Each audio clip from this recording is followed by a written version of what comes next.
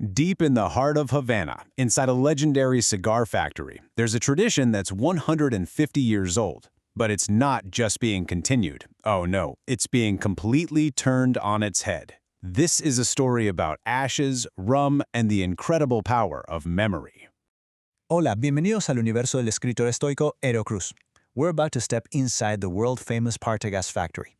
Now, for generations, this place has been filled with the sounds of readers, their voices turning hard manual labor into a kind of literary journey. But the man we're here to see, well, he's something else entirely. You see, at the very center of the factory floor is this hallowed space, the reader's lectern. And our guy, he's up there. But he doesn't have any books, no newspapers, nothing. He is, believe it or not, a narrator who doesn't read. I mean, this lectern, the Tribune del Lector, it's basically an altar to the spoken word. Just imagine, for over a century, voices have echoed from this very spot, reading classics, educating and entertaining the cigar rollers, the torcedores, while they work. So that brings us to the big question, right? The man's name is Dantes Cruz. He's dressed immaculately in white, and he has the entire factory floor hanging on his every word. But if he's not reading, what on earth are they all listening to so intently? Well, the answer doesn't start with paper and ink. It starts with glass and liquor. You see, Dantes has this ritual, this kind of code that all the workers have learned to understand. Every single morning, Dantes climbs up to the lectern with a couple of bottles. He has this belief that to really tell the truths of the past, you first have to, well, you have to commune with its spirits. And for him, those spirits are found in a good, aged rum. And get this, the workers can actually predict the whole emotional tone for the day just by looking at which bottle he opens. They call it the ethyl code. A light rum, that means an uncomfortable story is coming. Dark rum, a painful one. And if he pulls out a bottle of Edmundo Dantes, well, they know the story's going to be so powerful that someone in the room is guaranteed to cry. So, if the stories aren't from books, and they're kicked off by a shot of rum, where do they actually come from? The answer, it turns out, is buried deeper than any library. And this is really the key to everything.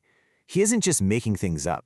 The stories he tells come from a source that is so deep, so almost sacred. It goes back way before any published history of Cuba. His stories are being channeled from a history that was never written down. They come straight from his bloodline, from an ancestral memory passed down from one generation to the next. He tells the forbidden history of tobacco, stories of people who grew it back when the Spanish crown called it witchcraft. And the difference is just night and day. A traditional lector, they educate, they inform, they read what's been published. Dantes? He evangelizes, he transforms, he tells what's been forbidden, what's been left out of the history books on purpose. And here it is in his own words. This just nails his entire mission. His father, who had this job before him, read from books. He read the words of other people's ancestors. But Dantes, he speaks for his own. He is the voice for his entire lineage. So what is this lineage? What gives him the right, the authority, to just break with a century of tradition and tell these incredible, unwritten histories? His family story starts way back with Dominican monks in the 17th century who were defying the authorities.